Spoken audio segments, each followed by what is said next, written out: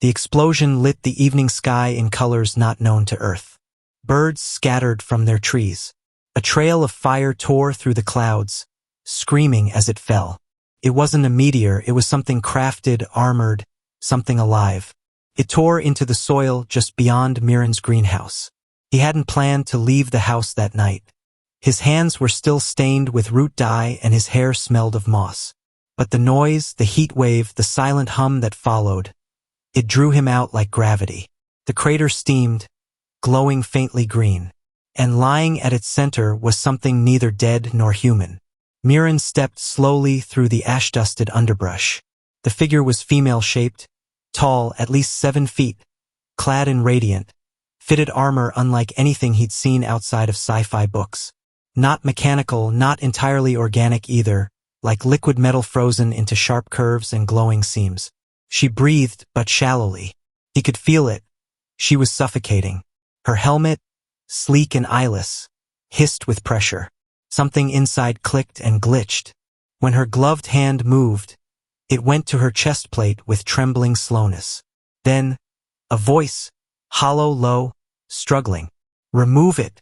I can't breathe." Mirren froze. The translator? No. The voice came from her, filtered through something. The words were broken but desperate. The seals, break them. His mind screamed 1,000 reasons to walk away. Military protocols, danger, infection, but his hands moved anyway. He stepped into the crater. Her armor wasn't mechanical, it responded to touch like it recognized intention. His fingers slid along the seams near her shoulders. With a soft hiss and a pulse of heat, the upper armor detached. Underneath was not wires or gears. It was her. She was blue, not painted blue, but made of blue. Her skin shimmered like satin over glass, radiant yet firm. Curved, muscular, beautiful in a way that made his stomach twist. Her chest rose faster now, oxygen returning. She winced, then grabbed his wrist. "You are human?" He nodded. "Yes. Why? Do you help me?" He didn't know. Maybe it was her voice, calm but struggling. Maybe it was the way she didn't point a weapon at him first. Or maybe he just knew what it was like to choke alone. He brought her inside. Took hours to stabilize her. Her armor's inner layer had fused to her in places, blistered by atmospheric re-entry. He peeled it back gently with sterilized tools, layer by layer, watching her flinch and bear her breathless strength in silence. Her name, she finally told him, was Valari. A field commander, a reconnaissance warrior, not meant to crash into soft, damp worlds like Earth. "I was not meant to survive. This was not my route." "Then it's lucky you found the wrong one," Mirren said. She studied him with strange eyes, silver irises with rings of violet. Her body, though alien, was full of humanity. Not just in shape, but in how she held her pain, how she stayed silent through agony. And how, when she looked at him, it wasn't with pity. "You are not like the rest of your kind." He smiled sadly. "Neither are you." He made a place for her to recover, in the greenhouse among the ferns. The humidity helped her breathe. Each day he brought her food, learning what she could eat, what hurt her. And each day, another layer of armor came off. More of her real self revealed. She stopped flinching when he approached. Sometimes, she even smiled. The greenhouse was no longer just a shelter. It had become something alive. A place where 2 different species, born of starlight and soil, began learning each other's rhythms. Valari moved slowly now, her wounds healing with each humid sunrise. The final fragments of her armor, hip plating and lower spinal shell, had dissolved after exposure to Earth's moist air, leaving her in the underlayer, a form-fitting, silky black bodysuit that pulsed faintly with her breath. When Mirren entered with a tray of food, he found her standing amidst the vines, bare feet pressed into the soil, arms raised slightly to feel the filtered light. She turned to him, not startled, not defensive, just aware. "Your sun is softer than ours. Warmer. It doesn't burn, it soothes." Mirren smiled, placing the tray down near a bed of blooming nightwister petals. "Maybe that's because it hasn't been taught to burn." She tilted her head, considering him. Do all your kind speak like poets? He gave a soft chuckle. Only the ones who've been alone too long. Their conversations grew in length and depth. Valari spoke of her people, the Zureli, a race of celestial navigators who once believed Earth was barren. She'd been leading a recon mission near the outer moons when a distortion wave had thrown her vessel off course. And Earth, with its soft air and strange people, had caught her like a net. I was raised for war, Mirren, she said one evening, fingers tracing the vine-covered walls. I was not made to lie among plants or speak gently. You were made to survive, he answered. And that's exactly what you're doing. With your help. That night, a storm hit. The forest howled with rain and low thunder. Inside the greenhouse, wind lashed the glass panels. One cracked and water spilled inside. Mirren rushed to patch it. Valari beat him to it. Despite the pain still lingering in her limbs, she leapt to the breach, sealing the leak with material pulled from her suit's remnants. When it was done, she slumped to the floor, panting. Mirren knelt beside her, water soaking through his shirt. You didn't have to do that. Her breath was uneven. I wanted to. I owe you. No, you don't. Silence fell. Not the awkward kind. The kind filled with unsaid things. Raindrops drummed on the roof. Her silver hair stuck to her cheeks, and Mirren couldn't help but notice how soft her features became in stillness. You are not what I expected, she whispered. Neither are you. By morning, the storm passed, but left something changed between them. Mirren found her sitting where the light hit just right, watching the sun rise. He brought tea. She accepted it with both hands. I have a question, she said suddenly, but you may decline to answer. All right. Why are you alone here, human? This home, this life, it speaks of exile. He looked away for a moment.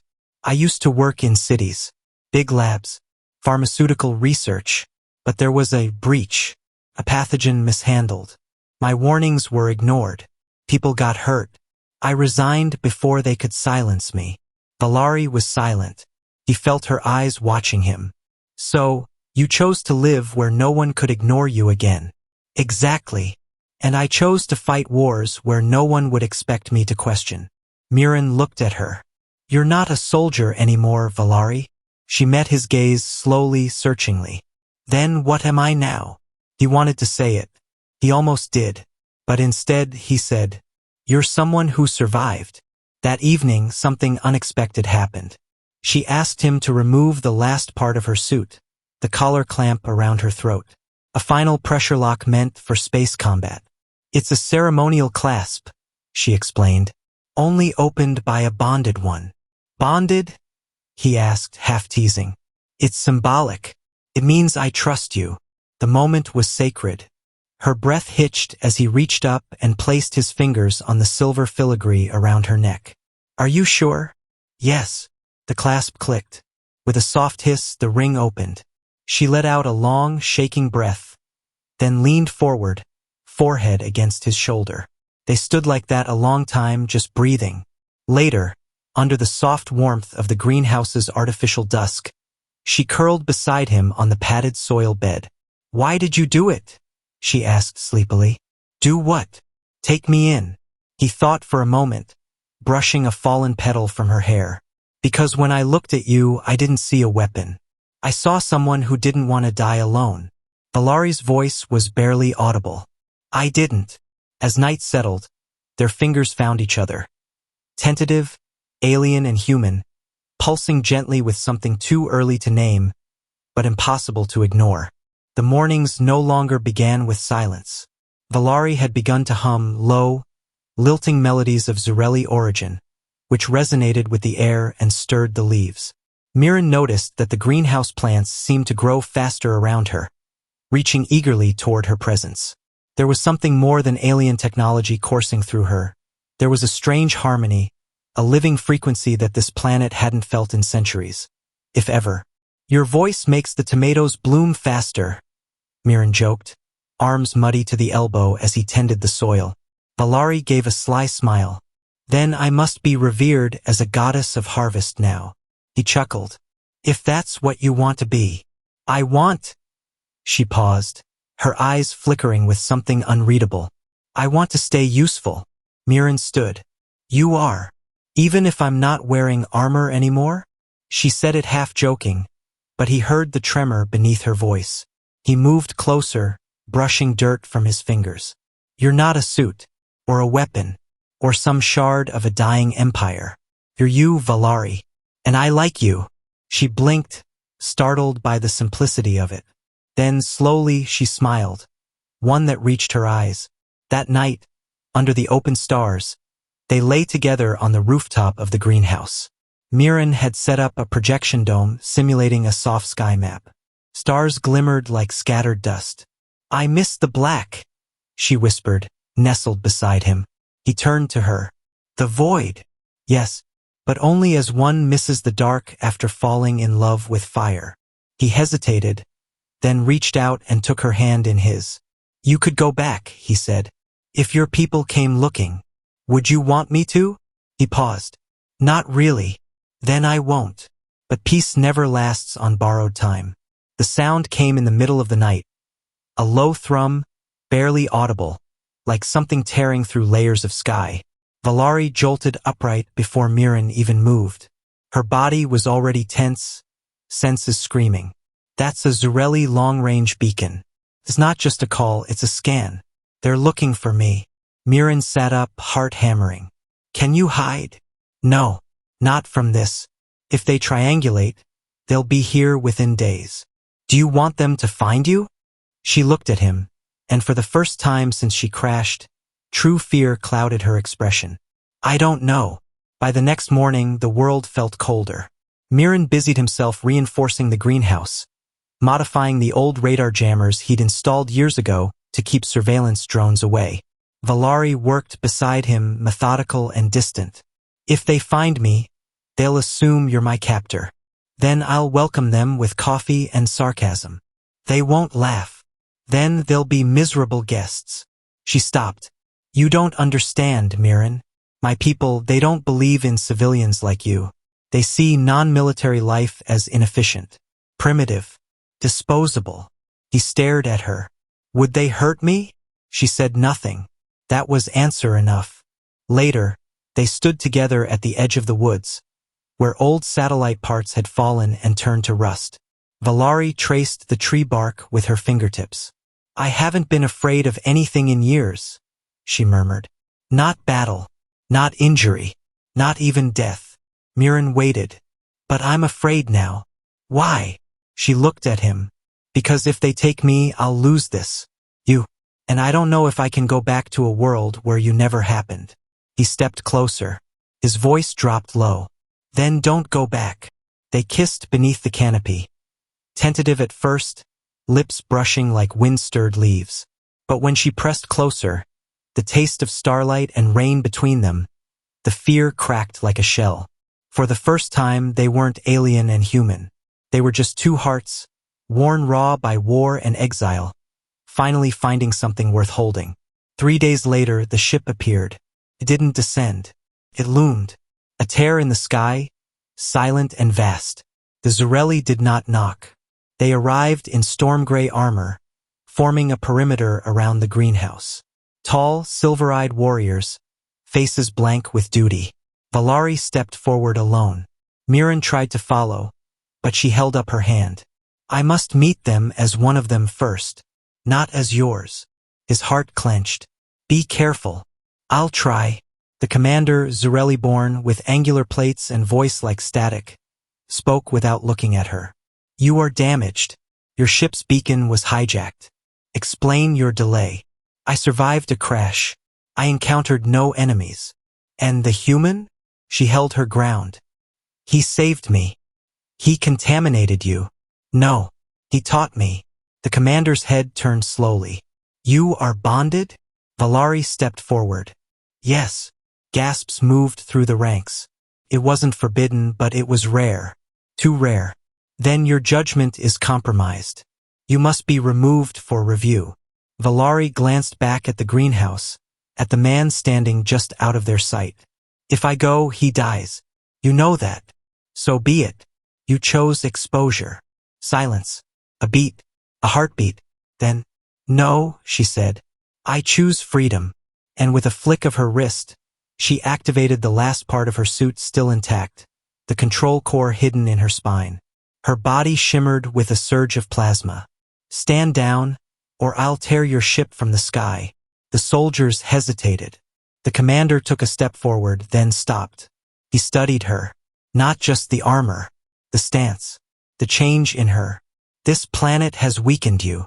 "No," she said, turning back toward Mirren, who was now beside her. "It has made me whole." The Zarelli ship retreated. Not in fear, but in acknowledgement. The commander's last words rang out across the clearing. "When the stars call again, we will see what you've become." That night, she stood beside Mirren in silence, watching the stars shimmer with unknowable promises. "I don't know what happens next," she whispered. He reached out, lacing his fingers with hers. "We write it together." The days following the Zarelli ship's departure were oddly quiet, not with fear or suspense, but with the gentle hush that follows the breaking of a storm. Valari no longer wore her armor. It sat sealed in a crate, locked with biometric codes only she knew. She didn't need it anymore, and for the first time in years, she felt the air on her skin without filters, sensors, or layered protocols. A raw vulnerability that felt more like strength than any plated suit ever had. Mirren found her early one morning standing barefoot in the garden.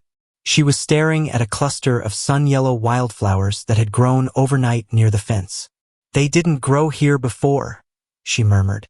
"Something about the soil changed." "Or maybe," Mirren said, handing her a mug of coffee, "something about you changed it." She smiled, taking the mug.